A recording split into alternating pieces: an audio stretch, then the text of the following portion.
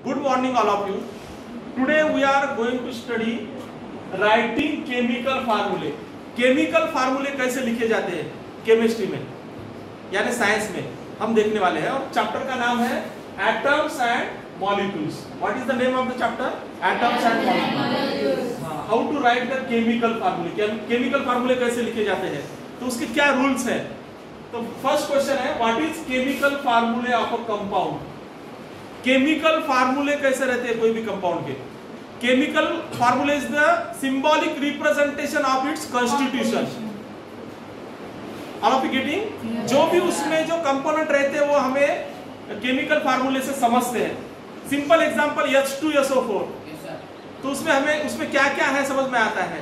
Water H2O, कौन सा भी एग्जांपल ले लीजिए, केमिकल फार्मूले से हमें उसमें क्या है, उसका कंपोजिशन क्या है, कितने एटम्स है, ये सब समझ में आते हैं। एलिमेंट्स कौन से हैं और उनका एटम्स का नंबर कितना है। Next question, which two things need to learn while writing the chemical फार्मूले।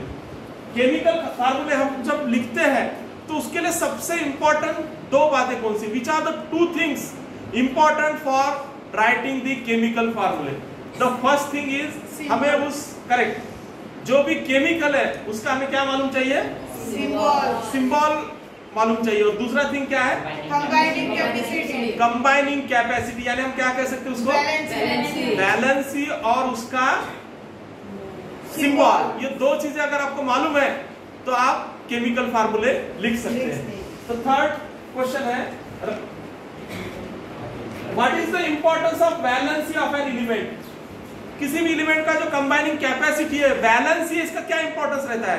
वैलेंसी से पता चलता है कि वो एलिमेंट कैसे रिएक्ट होगा अनदर एलिमेंट के साथ।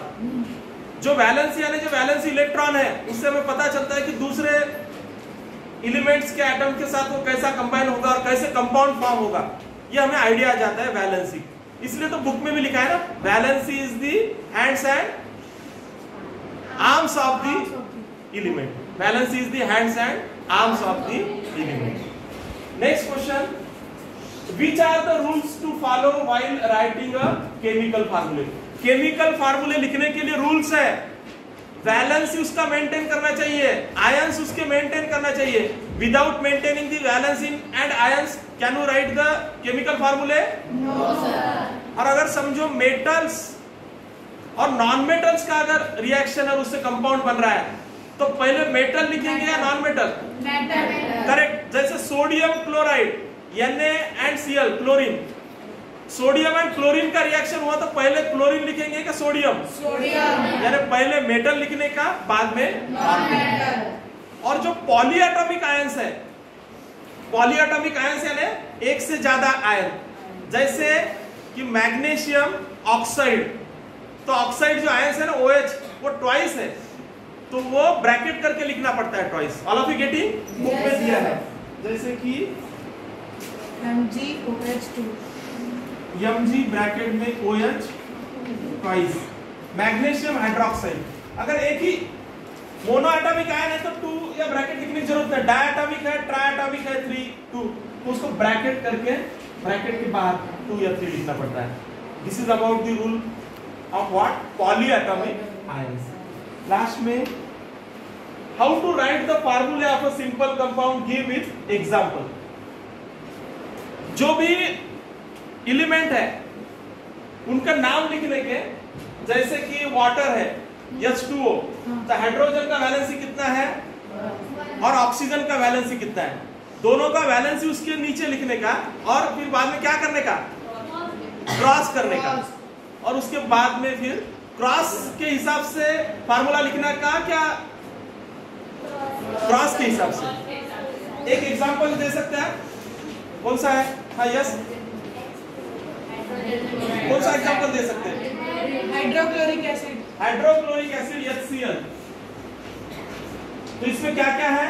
हाइड्रोजन और क्लोरीन। हाइड्रोजन और क्लोरीन है, तो हाइड्रोजन का वैलेंसी कितना है? 1। क्लोरीन का कितना है? 1। तो इसको क्रिस क्रॉस करने का यानी इस तरह से। ओके हाँ, तो फिर HCl, H क्रिस क्रॉस में इधर 1 आया लिखने की जरूरत नहीं, Cl 1 आया लिखने की जरूरत है क्या? नहीं। तो इस तरह से केमिकल फार्मूला बनाया हमने हाइड्रोजन एंड क्लोरीन का reaction HCl. All of you got? Yes, sir. What we have seen in today's class, हमने देखा है केमिकल फार्मूला क्या है.